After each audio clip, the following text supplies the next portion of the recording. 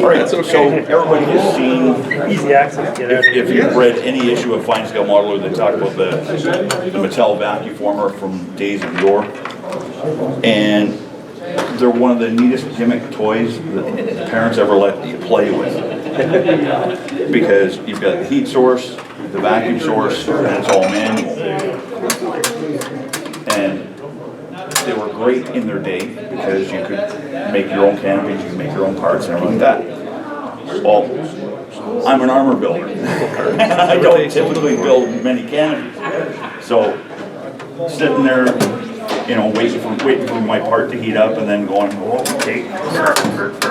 I said, forget that noise. I said, no. So I went to my friends at the Warplane Air Museum where our club is, and I took it over to the aircraft guys, had a hole saw a hole through, and put a fitting on that hooked up to my shop vac. Well, when I moved to an apartment, having a shop vac running as you're casting parts gets a little annoying to everybody in the wrinkle wrench, so I said, okay, I gotta find something a little quieter. So this went in the cupboard for a couple of years. One day I'm walking through the local Value Village and I see this thing and it says, Barber Vacuum. And I'm like, oh, Barber Vacuum. Well, that's nice and quiet. This is what it was designed to do, is take the hair off the back of your neck and you get your head cut and hair cut and a nice little head shape. So like, okay, fancy.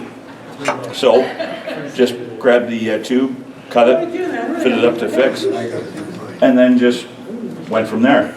Now, you can still do all your own vacuforming with these. You can make your own. I mean, vacuforming is not new technology. I mean, it's been around forever. You see it every day in your packaging. Yeah. Right? And that's all it is. The biggest vacuform machine I know of are the ones that they use to make I think they're called alligators, the 6-wheel drive Argos, the Argos. They vacuform the hull, upper and lower, for those things. And it's the most incredible thing you've ever seen. This big piece of black ABS comes across, gets dropped down, and sucked like that in seconds, and seats, the whole 9 yards. And then they do the same with the bottom hull, but it's just heating plastic and putting it around a form. It's nothing, there's nothing specific or magical about it. It's just knowing what you've got and how you can do it. The Vacuform, the Mattel one, you've got just a simple little square heat source in it. So, even Bruce's here. This just heats up. It's just like your the bottom of your coffee pot. It gets to one temperature. That's it. There's no upping or downing it. If you can find one of these, there's thousands of them made. Don't get sucked into the guy on eBay selling it $250, $300. Take a look around. There's people, blowing them out. They'll donate them to the Salvation Army or whatever. They'll get one and they'll be like, oh, here, that's $5.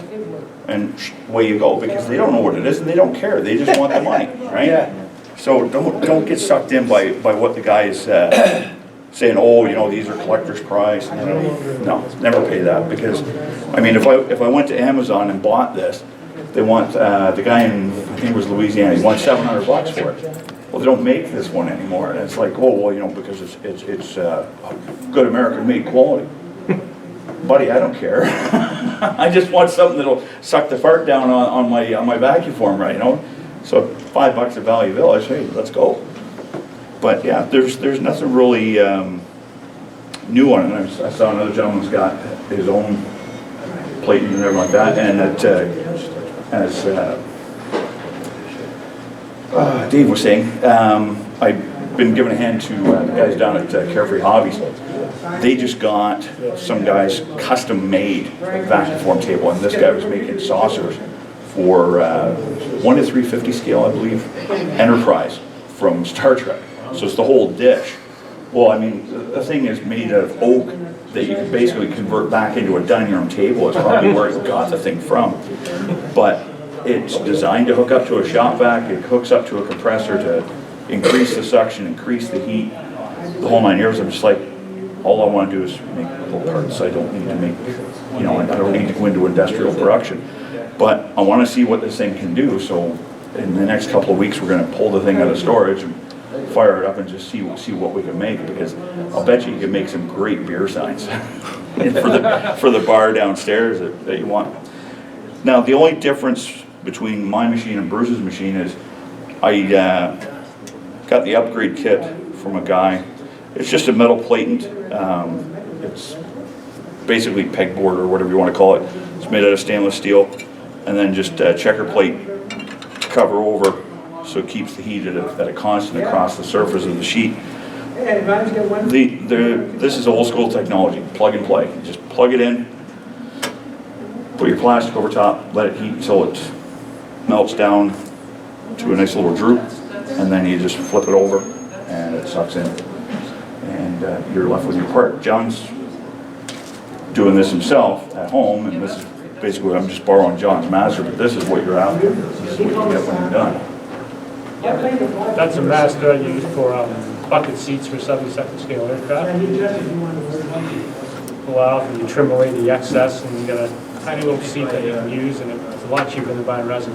Yeah, and I mean, Mattel, when these came out in the 60s, early 70s, they'd give you all kinds of little sheets of plastic, and you could make your own little cars, you could make three-dimensional houses by just vacuforming each of the parts and then gluing them together. But then they came around and said, oh, I don't know if you want to have a heat source around kids and all that. So there went all your vacuformers, there went all your wood burning kits, and all those other fun toys we used to have as kids, because you could actually do something with it. You know, they didn't want you setting the house on fire, so they overheated. Heater works. Yeah, heater works perfect, but that's all it is. It's just, you're just a heat source and away you go. That's why you'll find any of these that you find, the plastic in the bottom just goes black as the ace of spades if you don't watch it. So we'll try that again. So once you get it up to the heat, Yep. you want to cycle this through pretty quickly then. Oh yeah. Basically, all you do is you watch as it heats itself to the state that you want it at. It just droops down, like it just cups down like that, and it's square around the edges because it's held by the two clamps. So once it's starting to droop down, this is where having it hooked to a vacuum comes in handy, because you just turn this on.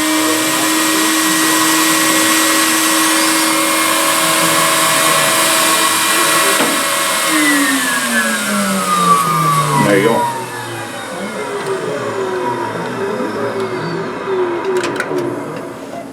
What's your mold made of in that case? That's just a block of plastic. Yeah, it's just, You can pass that around. yeah. So That sucks around. But the mold can be plastic? I just didn't eat plastic enough, but gives you the idea of That's not what hot it is. enough, but So you could take, ideally, you could take, if you were duplicating, if the canopy in the kit was cracked, Yeah, then you can take that canopy, clean it up, right, if it needs Yep. to be filled. You could put some putty underneath to support it, but Yeah. you probably don't even need to do that because the suction on this is. no, You want to support. I always do, because the one time I didn't, the suction on it, because clear plastic is more brittle than the regular styrene in the kit, it just goes right So the along the idea spine. here is you could duplicate broken parts, you could duplicate parts if you needed them. Yeah. Depending on complexity and that, if you wanted. Oh, yeah, to. yeah. It's like casting versus vacuuming, right? Right, well, and now you see the advent of 3D printing, but what Paul and I were talking about was if you've got a kit that's got just an absolute horrid canopy, like I'll use the aircraft side of the house for a reason. If you've got a kit that's got just an absolute horrid canopy, get somebody who has a 3D printer to print you a solid canopy, and then vacuform your master, because you can get it to the tolerance using how much I know, but you've hit a strong point there, and that is that it's easy to say get somebody to 3D print you one, but someone's got to design that 3D file to print one. the software Paul just showed me. It's easy. Even an infantry idiot like myself could learn it in about 15 minutes. Okay. Hold on. I'm going to call an infantry guy an idiot. I'm not stupid. No, like I say, I was looking at it because I've been watching his. I don't know if you've been following his builds online, but I was watching. I'm like, okay, how did you come across doing 3D printing so fast? But the software that he's using, I mean, it's idiot proof. It's like, okay, I got to create a tube this big, so you just go in, create a How are you gonna circle. duplicate the complexity of the curve of the canopy? It's all in the gradients. You know the distance from this end to this end, and then you know sectionally this way, cross section. So if you were to take the F-14 canopy, Right. you put it in this line and go, okay, at this point it's so many inches tall, at this point it's so many inches Right, tall. it's like making bucks, Yep, yeah. yeah, you just gotta play around with it. And after doing it for so many different projects, you'll figure it out with the old hat. But I was just like, I gotta get into be a 3D printer. That's cool, that's the. The other option is you can pull a. That I didn't garner out of them, but it's a free one that Paul's got. Do a plaster box. Fusion 360. That's it. But yeah, I mean, you've got the old school technology of vacuforming, but with adding some 3D printing to it, you can pretty much make anything you want, especially really, really thin. The reason I grabbed this was because up until, as everybody knows, you want to build a kit that doesn't exist, you start building it, you start working on it, you get it to completion, and then a company releases the kit. What I wanted the nose of a 35th scale horse and glider, so I got the blueprints, scaled them all out, started cutting all the pieces and everything. I had to do the greenhouse on the front of it. I had it all ready to go, and Dragon announces, we're bringing out the 35th scale horse and glider kit. And it's like, yay! Throw out the drafting table, throw out all the, all this, and this just kind of went back in the cupboard. And then one of the guys from the club, he was working on a 32nd scale Heinkel, getting ready for a show, a little bit rushed, and he broke the nose cone on it. Oh my. So, okay, well, bring it down and we'll run you off a new one. So we managed to salvage it, and we used the broken kit one. We just covered the thing over with super glue, sanded her down, smoothed her out, put it on. And I think we did in the course of the meeting, I think we did 4 masters for him, and away we went. And he finished it up, came away with a few golds. So if you can find one, grab them. They're handy little tools. If you can't find one, there's probably been, over the past 25 or so years of fine scale model, there's been at least 9 articles on how to make a Vacuform machine at home. Yeah. And I mean, you just need basic carpentry skills and the understanding of, okay, how to make a seal. So you use caulking, whichever. But if you follow the articles that are in that magazine, or you go online and read it, you can make one the size of your dining room table, you can make one whatever. It's just a matter of pairing the heat source correctly with the size of With the vacuum. the plate. Yeah. As a tank guy, what do you make for? What do you vacuum for? When I'm using, what I use it for mostly is for soft skin pieces. So if I'm doing rolled tarps or side skirts, things like that, like stuff that I want to do damage to. I can use it for doing sheet metal boxes on the backs of tanks, some of that. But the main thing I did with it was before, again, as soon as you make the part, somebody release it. I was working on a M113 A-cab in the Vietnam War with the crow's nest around the 50 caliber in the center, and it's a complex curve like this. And so section drawing, figured it out, turned it on a lathe, got it cut in half, had the 2 pieces down and everything. Came out beautiful. A couple years later, they bring out the A-cab kit. So it's like, wow, all that hard work gone for nothing. So it all balances out. I mean, there's great benefit to it. I mean, John's still using it with his stuff, and I mean, he's cranking out beautiful stuff. The seat method I use, there's a finished sample of a seat, more or less finished, over by the Ferry Battle on the display base over there. There's that little green seat, and that's a Vacuform seat. It's nice and thin. Let's see if I can get this. It's not so easy to cast resin that thin. I guess that's one of the advantages. You can get really thin Oh, parts. yeah. Like you can pull a canopy that is Yeah. thin, But- like just It's almost closer to scale than Yeah. a. But the other thing too is you don't have to go and buy plastic. I mean, everyday packaging, I mean, it's as clear as anything. In scale, you can Vacuform probably 3 canopies out of just that one little section. So when you heat that up, it doesn't shrink heat ink all back up again? No. Or, no. No, as long as you cut it. Oh, jeez, this thing is just. eaten. Yeah. How sturdy is that though, no offense? I mean, like, when it comes to your adhesives, et cetera. I mean, Well, it's the same. It's the same as with using any clear part. You don't use a styrene glue with it. You use PVA or Gorilla Clear, something that's not going to just absolutely eat into it. yeah, that was my question. Yeah, but I mean, with anything to do with modeling, always do a test first. Don't go right to your masterpiece and say, okay, well, I'm going to try out the oil brusher on here and blah. Oh well, into the bin it goes, and you've just wasted yourself $100. It's always better just to run a couple of test runs. I mean, like these are just chunks of plastic I've cut out of cardstock, and there we go.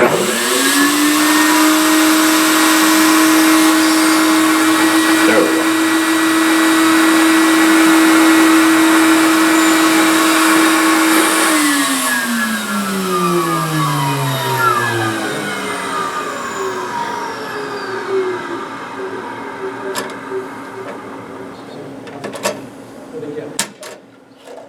Hey, get away Suck from a the heat. little better on that one. Yeah, A little better. I gotta get a little faster over, but I mean, it goes down super thin. What I tend to do, No, it's, with the canopies, for instance, you get a flare out the yeah, bottom. that one. Yeah, and then What I do is I raise it up a little bit They undercut it. and undercut it. The canopy sits right inside, but you Yeah. cut under the canopy. And you get a nice clean. And sand it down if needed. Yeah, yeah. Now with that, the best way that I've found to get anything level sanded like that, grab one of the old microwave dishes, the tempered glass ones. Just get the self-adhesive sanding discs for a disc sander, stick them down. You just flood that surface with a little bit of water. You can wet dry sand till the cows come home on that, and go from surface to surface. Finer gradients, and if you're taking something down that's, if you're doing Zimmerit on a Zimmerit sheet, you can just go right across like that, take it right down, and you can just snap it out, as opposed to sitting there going, oh, don't cross over, don't cross, ah, you know what I mean? And same with if you're doing a canopy, you can take the Vacuform canopy or a Vacuform part and just graze that surface, and it'll just sand down beautifully, nice and easy. And that's it, folks. Did you purchase those ones? Because I noticed they're perforated around the edges, whereas... These ones actually, I found in a box at a Salvation Army. Oh my. They thought they were photo slides. I was like, You recognize this. yeah, I see Grandma's photo in there, and that's nice. But you don't have to have the perforation. The perforation makes it easier for it to grip. Push it down hard too.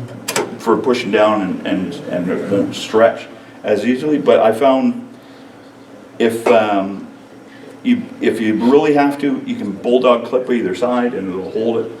But you really don't need to perforate it. I mean, that's a lot of time and expense to go and perforate all those holes into it. Yeah. For 40 years, I've been exchanging models with a man in what they used to call Czechoslovakia. Right. They had these kits, and believe it or not, they were like vacuum form kits. Yep. Yeah, I'll bring one next time. I haven't one built, but they built these Russian biplanes, and by golly, they were very nice. Oh yeah, yeah.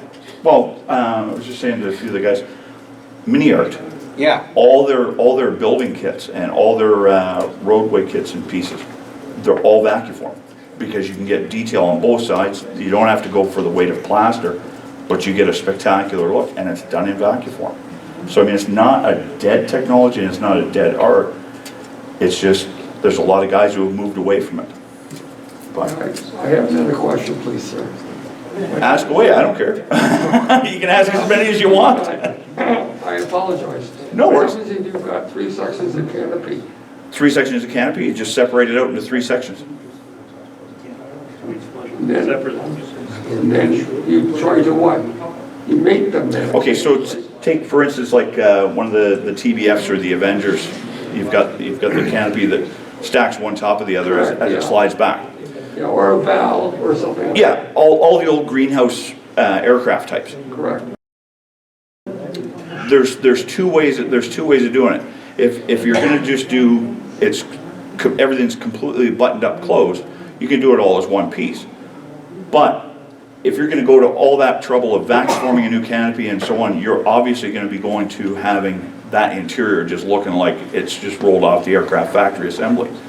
So what you do is, you take that and you pare it down and say, okay, this is the part that moves, this is the part that stays stationary, this is the part that moves, this is the part that stays stationary. And what you do is you cast yourself, or using the kit one, take one master and place it on. So you've got your solid pieces, this is where everything lines up. Then go back and cut out the pieces that move from the original kit part and do those as separate pieces.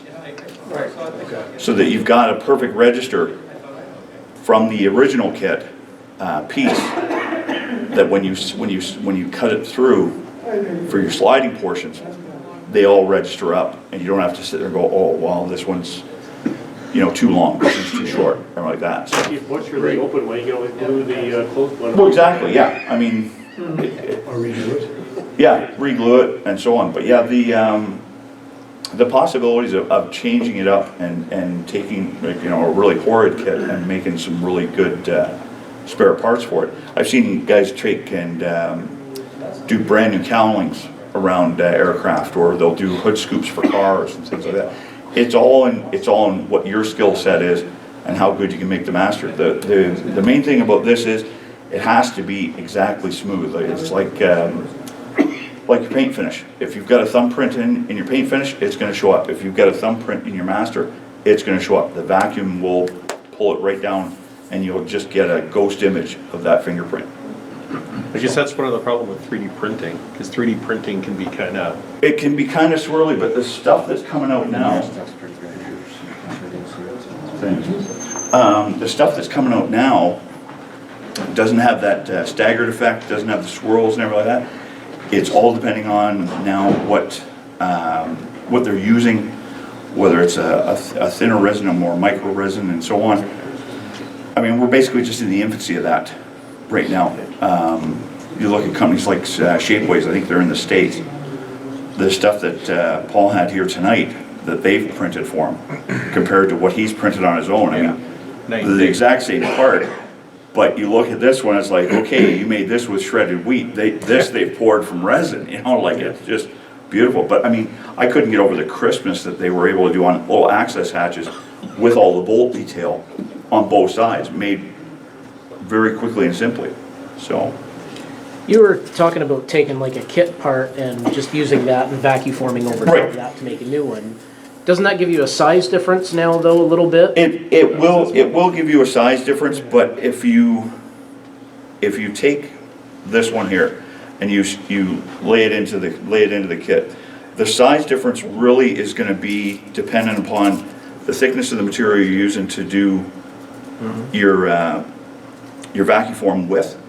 So if you go with a thinner plastic to do it, you can pretty much eliminate that oversize. It also depends what your piece is going to be used for and how you're going to put it on. And also Sometimes the canopy will pull over the original kit piece, it's slightly over, but if you're doing it open and slid back, it's to your advantage. Yeah. Right, so it depends what the application is. And usually if you're vacuum forming, going to that trouble, you want the thin panel, which means you're probably going to have something open up where you're going to take advantage of it. So. Yeah, like the I'm trying to think whose company that was Waldron.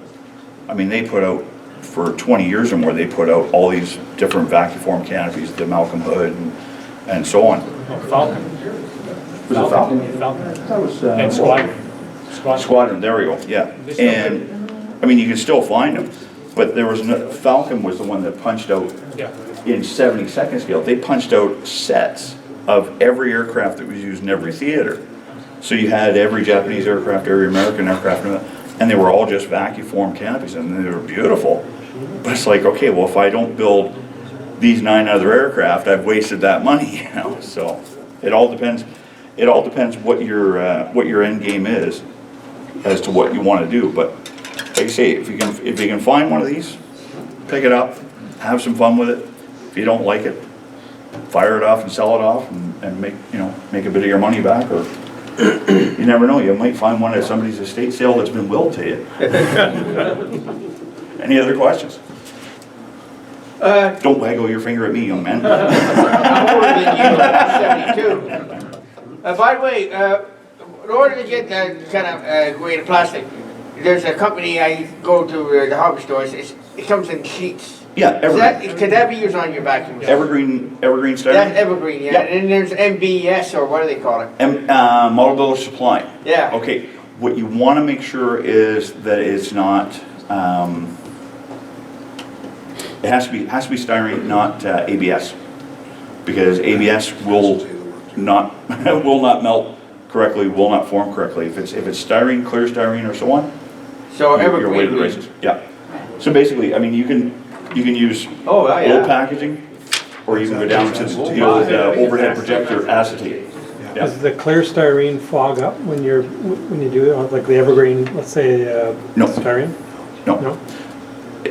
Fog up, you mean when you're heating and vacuuming? When you mold No. it? No? Oh, it's stripped? You'll actually see as it drops, as the swoop forms, it actually gets clearer, Oh, really? because the heat is stretching it almost like a filament, I see. and that's when you know, okay, I got about 3 seconds before I got to flip this over. Yeah, right. So, but yeah, there's many applications for it in modeling. You just got to figure out what works best for you. So are you sure about the ABS? Because I know people who vacuum ABS. You probably need a lot more heat. You need a lot more heat. I'm saying in this application, you're gonna be waiting like you're cooking a turkey. And you on want that. to be careful with ABS because it will off-gas some pretty Yeah. toxic chemicals, so, Yeah. if you overheat. Yeah, and I mean, ABS again is another one I wouldn't want to be putting it in my oven and doing it on my homemade machine, because you're cooking your own food in there afterwards. You're really, Any plastic. you know, because life gets in the way. You're gonna make a mistake, and if you're married, she's not gonna be happy, even if it is a self-cleaning oven. With styrene, I heat mine over the stove, so. Yeah. It's the open, but the stove gets me lots of. And there you are. I used a heat gun on mine too. Thank you. Oh yeah, yeah, Works great. yeah. Oh, that Oh, thank you. Thanks, Greg. I have a question. Who's been to Carefree Hobbies? Raise your hand. Yeah. So you all know where he works. No, Continue the conversation. I'm just a slave there. Well, in that case, they can't fire him, but they can sell you, right? Yes, yes. Hey, guys, Guys, sit down. wait a second. Appreciate it. On behalf of the club, thanks very much for giving us a great presentation.